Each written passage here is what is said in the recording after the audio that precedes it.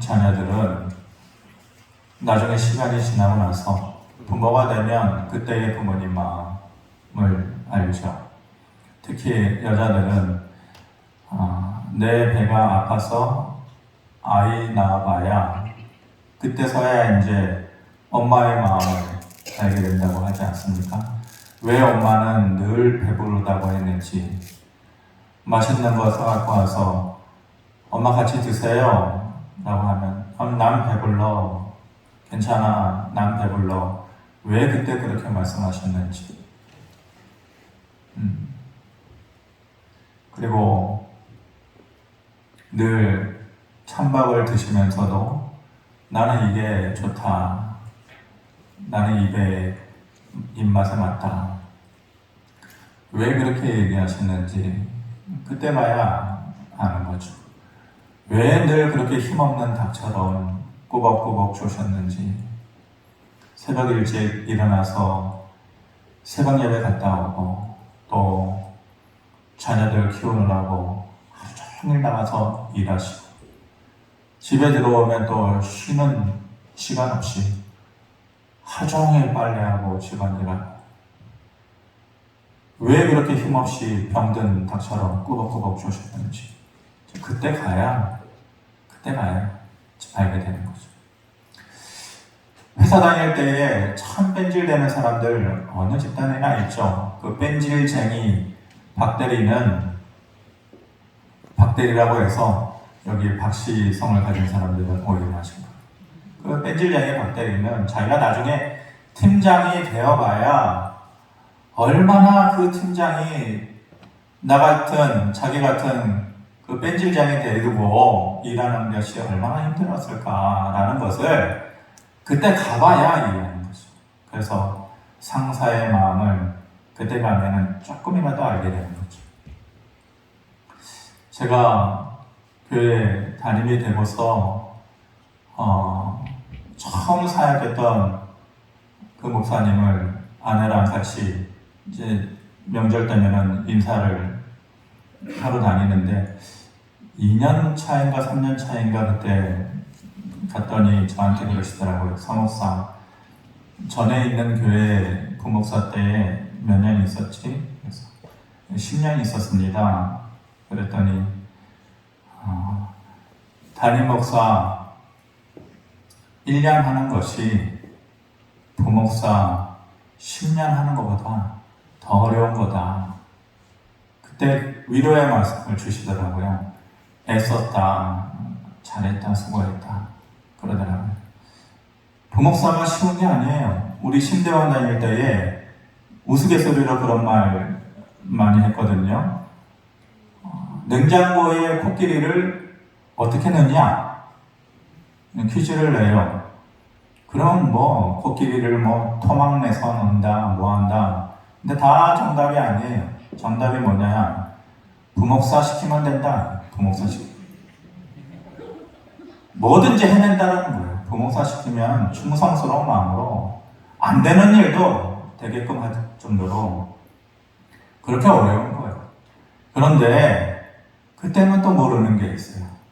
나중에 시간이 지나고 나서 돼봐야 그때 가서 이제 느껴지는 것이 있는 거죠. 이렇듯이 사람은 어느 때가 되어야만 알게 되는 것들이 있는 거예요. 그런데 시간이 한참이나 지났는데도 모르겠는 것이 있는 거죠. 아는 것이 그렇게 쉽지 않은 것이 있어요. 그게 바로 우리를 향한, 나를 향한 하나님의 사랑과 그 깊이를 깨닫는 거예요. 여러분 어떠세요? 하나님께서 나를 사랑하신다는 거 느껴지나요? 그게 깊이 느껴지고 하나님 앞에 나올 때에 그래서 하나님 감사합니다. 내가 이런 삶에 어려운 일이 있음에도 불구하고 하나님께서 그 사랑 나에게 주셨으니 그 구원 주셨으니 참 감사합니다. 늘 그런 마음인가요? 시간이 지나도 잘 안 되잖아요. 보통은 시간이 지나면 깨달아지고 알게 되어지는데 그것만큼은 그렇게 쉽지 않다는 말이에요. 오늘 말씀은 현재 우리가 가지고 있는 이 믿음의 모습에다가 그 믿음의 모습이 요만큼인지 얼마만큼인지는 각자가 다르겠지만은 우리가 가지고 있는 그 믿음의 모습에다가 어떤 것을 더해야 하나님의 은혜와 사랑을 비로소 깨닫고 더 깊은 믿음 생활을 할 수 있는지에 대해서 주시는 말씀입니다. 오늘 본문에 읽었지만은 본문 앞에 내용은 우리가 잘 알고 있는 나사로에 대한 얘기입니다. 죽은 지 나흘 된 나사로를 예수님께서 기적적으로 그를 살려내신 내용입니다. 예수님께서 마르다와 마리아 그리고 나사로의 가정을 다른 사람들보다 특별히 사랑해 주셨죠. 마음을 쓰셨습니다. 그만큼 그 가정도 예수님을 극진히 대접했고 예수님께서 하시는 모든 사역에 대해서 적극적으로 동참하고 주님을 도왔던 사람들입니다. 그런데 안타깝게도 그 오라비인 나사로의 죽음의 소식이 예수님께 갑자기 전해졌고 다른 사람들이 기대했던 거, 말했던 것처럼 조금만 빨리 오시지, 주님 빨리 오셨으면 이 일을 멈추게 하실 수 있지 않았나요? 그랬지만은 아쉽게도 주님께서 늦게 도착하셨어요. 늦게 도착하셨지만은 그 죽은 지 나흘 된 나사로를 다시 살려내면서 단순히 죽은 사람 살려냈다라는 그러한 기적을 보여주시려고 한 것이 아니라 그곳에 있는 사람들, 믿음이 있다 하면서도 진짜 믿음을 가지지 못한 사람들에게 하나님을 믿는 믿음이 이런 것이다 라는 것을 보여주시기 위해서 그리고 그 모든 일을 통하여서 살아계신 하나님께 영광 돌리기 위하여서 나흘 된 나사로를 하늘의 능력으로 다시 살려내신 것입니다. 누가 봐도 이 광경은 정말로 놀라운 광경이죠. 이미 죽은 지 나흘 되었기 때문에 몸에서 썩은 냄새가 날 정도였다라는 것은 다시 살아날 가능성이 없다라는 거잖아요. 그런데 그런 사람들의 모든 생각을 그 한계를 다 뛰어넘어서 놀라운 기적을 보여주신 것이에요. 그런데 똑같은 것을 그 자리에 모여가지고 보고 있으면서도 사람들의 반응은 다 달라요. 참 사람이라는 것이 이해하기 힘든 존재인 것 같아요. 얼굴이 다 달라요. 그만큼 생각하는 것이 다 달라요.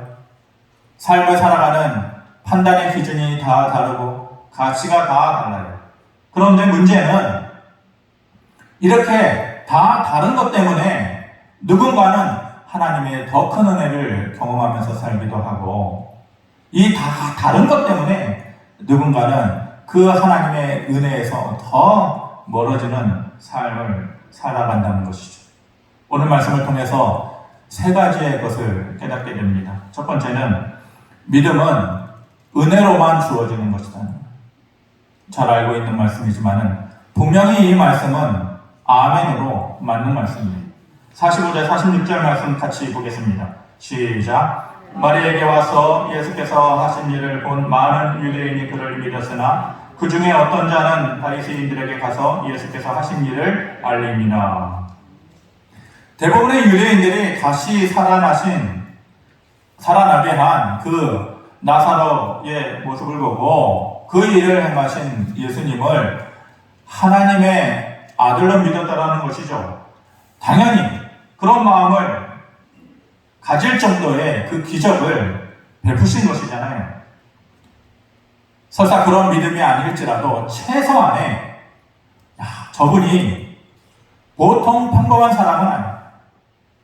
죽은 사람을 살려낼 정도의 권능을 가진 그 누군가의 존재이구나. 최소한 그렇게 생각했을 거란 말입니다. 그런데 사람이 참 희한하고 나쁜 쪽으로 다양한 것이 느끼는 것이 달라요. 똑같은 것을 보면서도 그것을 예수님을 반대했던 바리새인들에게 가가지고 그 사실을 나쁜 쪽으로 일러 바치는 사람들이 있었단 말입니다. 앞에 스크림에 얘기한 것처럼 믿었으나 그리고 알리니라 라는 말이 대조가 되고 있는 것이죠. 누군가는 그 되어진 일에 대해서 하나님의 아들로서의 기적을 보이신 것을 믿음으로 받아들이는 사람이 있었다면, 다른 한쪽에는 그것을 믿음으로 받아들이는 것이 아니라 단순히 초현실적인, 초현상적인 그러한 사건으로만 받아들이는 사람들이 있었다는 말입니다. 하나님 나라의 백성은, 저와 여러분과 같은 하나님 나라의 백성은 하나님께서 하신 모든 일들에 대해서 내 기준이 아니라, 내 경험이 아니라, 내 지식의 수준이 아니라 그것을 믿음으로 받아들여야 되는 것이에요. 그리고 하나님께서 주시는 말씀 역시 한마디 한마디를 그것을 믿음으로 받아들이는 사람이어야 하는 것입니다. 그것을 때로는 그저 깨달음을 주는 말씀으로만 생각하는 것이 아니에요. 그것을 때로는 감동을 주는 말씀으로만, 그런 수준으로만 받아들이는 것이 아닌 것이에요. 우리는 하나님께서 구약에 2000년 전에 행하신 일이라 할지라도 그 일을 지금도 행하시는 하나님이라고 믿음으로 받아들이는 것이고, 그 일을 나에게도 행하시는 하나님이라고 믿음으로 받아들이는 것이 성도가 가져야 하는 하나님을 향한 믿음이라는 것입니다. 그것을 그저 고개를 그냥 끄덕일 정도로의 그러한 사건으로 보고 내 안에 믿음으로 자리 잡지 못한다면, 바리새인에게 가서 그냥 그 사실을 알려주고 돌아서가지고 집에 가가지고 발 씻고 잠을 자던 그때의 믿음 없었던 유대인들의 모습과 똑같은 것이에요. 발 씻고 잠자리에 들면서 오늘 내가 참 희한한 일을 보았네. 그렇게 잠을 들고 아침에 일어나가지고 아무 일도 없었다라는 듯이 다시 삶의 현장으로 나아가는 거죠. 양치는 곳으로 나아가는 것이죠. 그러면서 살아갈 모든 힘을 거기에다 쏟아내는 것. 바로 믿음 없는 유대인들의 모습으로 살아가는 것입니다. 같은 것을 보았는데도 다 다르고, 같은 말씀을 들었는데도 다 달라요. 왜 그럴까요? 결국은 내 안에 믿음이 생겨나는 것은 내 스스로 만들어낼 수 있는 것이 아니고 하나님께서 주시는 선물이기 때문에 그래요. 그것이 하나님의 은혜로만 되어지는 것이기 때문에 그런 것입니다. 누가복음 16장에 보면은 부자와 나사로의 얘기가 나오지 않습니까? 부자가 살았을 때 온갖 호화로운 생활을 다 하다가 죽었어요. 거지인 나사로는 그 부자의 집 앞에서 비참하고 불쌍한 모습으로 살다가 죽었죠. 그런데 죽어보니 부자는 지옥불에 떨어져 있고, 멀리 보니 그 자기 집 앞에 처참한 삶을 살았던 거짓 나사로는 아브라함의 품에 안겨가지고 그때서야 참된 평안의 모습으로 지내는 것을 보면서 너무 부러운 거죠. 그런데 그게 다가 아니죠. 그것은 견딜 수 있는데 그를 괴롭히는 것은 뜨거운 불꽃과 같은 그런 환경인 것이, 너무 목이 타가지고 말을 하잖아요. 아브라함에게 제발 거지였던 나사로의 손끝에 물 한 방울만 찍어가지고 이 타들어가는 내 혀에 한 방울만 좀 주시면 안 되겠습니까? 안 된다라는 거예요. 너가 있는 그곳과 지금 이곳은 큰 구렁텅이가 있어서 오고 갈 수 있는 것이 아니다. 부자가 말을 하죠. 그렇다면 좋습니다. 이곳에 있는 내 모습이 너무 비참하고 고통스러운데 저 밑에서 살아가는 내 가족이 나와 똑같은 이 모양으로 살아가는 것을 내가 견딜 수가 없으니까 제발 나사로를 그곳에 보내어서 이곳의 삶이 이런 것이니까 거기에 있을 때 믿음 가지고 잘 살라고 한마디만 좀 해주시면 안 되겠습니까? 부자가 요청을 하는데 그때 아브라함이 뭐라고 얘기를 합니까? 누가복음 16장 31절에 이렇게 얘기하죠. 이르되 모세와 선지자들에게 듣지 아니하면 비록 죽은 자 가운데서 살아나는 자가 있을지라도 고난을 받지 아니하리라 하였다 하십니다. 무슨 말이에요? 비록 여기에서 나사로가 살아서 기적적으로 살아가서 그들에게 그 말을 전한다 할지라도 그들이 들을 것 같으냐? 안 듣는다. 모세와 선지자의 말을 듣지 않는 사람들이 기적을 본다고 한들 들을 것 같으냐? 절대로 듣지 않을 거다. 소용없는 일이다. 이렇게 말씀하시는 거예요. 이게 무엇을 말하는 거예요? 아무리 엄청난 기적을 본다고 할지라도 믿음이 마음속에 생겨나는 것은 다른 문제라는 거예요. 불가능한 문제라는 거예요. 우격다짐으로 믿음을 그 안에 넣어줄 수 없다는 것이에요. 그러므로 믿음은 온전히 하나님께로만 받는 선물이요 하나님의 은혜란 말씀이죠.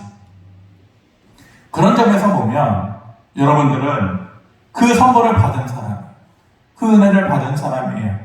믿음의 1단계, 기초 단계를 허락받고 이곳에 온 사람이에요.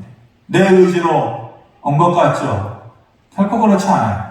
여러분들이 이곳에 오기 전까지 수많은 생각, 수많은 그러한 어려움들, 난관들이 있었을 것이고, 방해하는 사람도 있었을 것이고, 유혹되는 상황도 있을 것이고, 그런 여러 가지 삶에 보이지 않는 벽을 헤치고 이것에 나온 것이에요.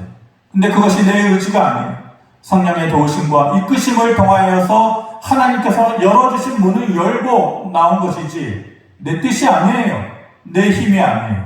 그러므로 여러분들은 믿음의 1단계, 기초 단계를 허락받은 사람이에요.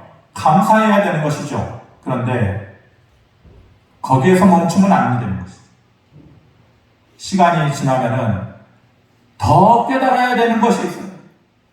더 깊어져야 되는 것이 있는 것이에요. 두 번째, 그래서 우리가 알아야 하는 것은 믿음은 더 큰 것을 기대하는 것이다 라는 것입니다. 48절에 이렇게 말씀합니다. 만일 그를 이대로 두면 모든 사람이 그를 믿을 것이요 그리고 로마인들이 와서 우리 땅과 민족을 빼앗아가리라. 이게 누구 말이에요? 같은 것을 보고도 믿음이 없어서 예수 그리스도를 살아계신 하나님의 아들로 눈앞에 있는 그 주님을 받아들이지 못하고 바리새인들에게 가서 일러바치는 그 믿음 없는 유대인들의 말을 듣고 대제사장들과 그리고 바리새인들이 한 말이에요. 47절에 보면 예수님께서 많은 표적을 행하니까 이거 우리가 어떻게 하면 좋으냐? 어떻게 하긴 뭘 어떻게 해요? 그 큰 기적을 보여주신 그분이 이것이 사람이 할 수 있는 능력이 아니죠. 살아계신 하나님의 아들이신 것을 믿고 받아들이면 되는 것이지 엉뚱한 생각을 하고 있는 거예요. 하나님의 아들로 인정하고 그 자리에서 순종한다면 더 큰 믿음의 은혜를 받을 만한 기회를 잡고 있는 것인데 그것이 아닌 것이에요. 모여서 하는 말이 뭐예요? 우리가 어떻게 할까? 은혜를 받고도 걱정하고 있는 것입니다. 기적을 보고도 두려워하고 있는 것입니다.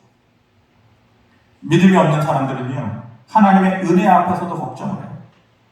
그리고 없을 일에 대해서도 두려워하는 것입니다.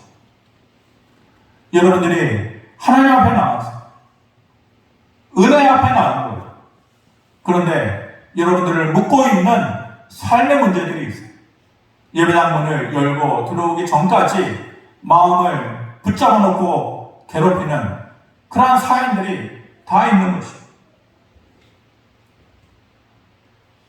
그때에 뭐라고 합니까? 로마인들이 와서 우리 땅과 민족을 빼앗아갈 것이다? 없는 일이에요. 예수님에 대해서 너무나도 모르고 하는 말이에요. 모르니까 해서는 안 되는 말을 하고 잘못된 말을 하고 있는 것이죠. 그리고 잘못된 예상을 하고 잘못된 기대를 만들어내고 있는 것이죠. 하나님의 은혜가 온전히 나를 위한 하나님의 계획이고 하나님의 손길이라는 것을 믿는 사람들은 걱정과 두려움에서 자유하게 되는 것입니다. 그 자리에 그날 그때에 예수님께서 하신 기적을 보고 믿음으로 받아들였던 그 무리들, 그 믿음으로 받아들였던 그 유대인들의 삶의 모습이 그 다음에 어땠을 것 같아요? 똑같이 집으로 갔겠죠. 바리새인들에게 일러 바쳤던 사람들 발 씻고 잠자리에 들면서 오늘 참 신기한 일을 보았다라고 했겠지만은 이 사람들은 마음이 두근거려가지고 잠자리에 들 수가 없었어요. 아침에 눈을 떴을 때 내가 또 주님 앞에 나가야 됩니다. 그 주님께서 또 무엇을 보여주실까? 나를 위해서, 우리를 위해서 무엇을 하실까? 그 기대하는 마음 때문에 잠을 설쳤을 것입니다.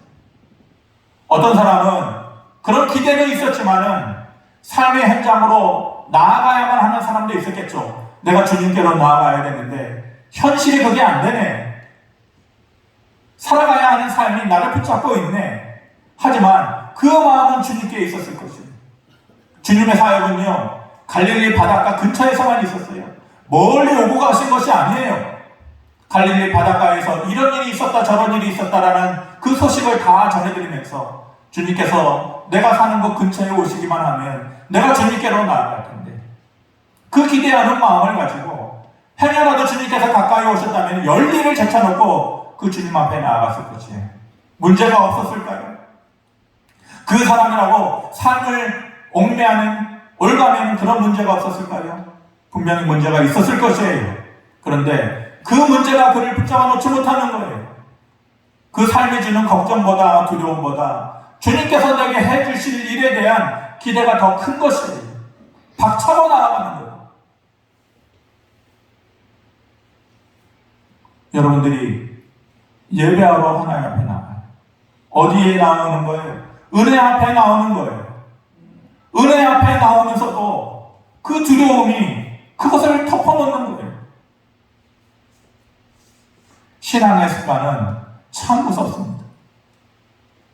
제가 교회에 나오면은 지금은 정말 그런 일이 싹 없어졌어요. 그런데 1년에 몇 차례씩 참 제가 담석을 제거하지 않았습니까? 그것이 주는 고통은 이루 말할 수 없는 고통이야. 아시는 분은 다 아실 거예요. 왜 병원을 안 가냐? 병원 가죠. 응급실에 1년에 서너 차례씩 갔었죠. 근데 제가 봉송교회 와서는 한 번도 안 갔어요. 그리고 나서 이제 제거 수술을 했었죠. 그렇게 아프면은 주일날을 앞두고 토요일날 그렇게 아프기 시작하면은 밤새 새벽 4, 5시까지 진을 뺍니다. 응급실에 가도 해주는 일이 없어요. 그걸 그냥 수술해서 떼내는 방법밖에 없는 거죠. 온몸이 다 땀에 젖고 머리를 이곳저곳에 부딪혀가면서 그 고통을 잊어야 하는 시간을 대여섯 시간을 보내고 아침에 그냥 주일날에 그대로 교회로 가는 거예요. 그런데 그 마음에 무슨 마음이 있냐면은 교회만 가면 낫는다. 내가 이렇게 아파도 교회만 가면 낫는다. 제가 우리 가족들한테 수차례 교회만 가면 싹 나, 기적처럼 나. 그 아팠던 것이 말끔하게 납니다. 믿음의 경험이라는 것은 크든지 작든지 중요한 것이에요. 주님 앞에 나올 때, 하나님 앞에 예배하러 나올 때 삶의 무게가 왜 없어요? 삶의 문제가 왜 없어요? 하지만 내가 은혜 앞에 나온다. 은혜 앞에 나오면은 더 큰 것을 기대해야 돼. 내 발목을 붙잡고 있는 그 문제에 묶여 있으면 안 돼. 예배당 안에 들어올 때는 내가 이 예배를 마치고 나아가는 그 순간에는 내 발목에 채워져 있는 착고가 풀어지리라. 이 믿음으로 하나님 앞에 나오는 거예요. 그리고 더 큰 것을 기대하는 거예요. 여러분들이 믿음의 기초 단계 1단계를 허락받고 왔어요. 감사함으로 하나님 앞에 왔어요. 하지만 그게 다가 아니에요. 여기에서 더 큰 것을 기대하는 거예요. 여러분들이 묻고 있는 문제에 내 자신을 더 이상 묶고 놓으면 안 되는 거예요.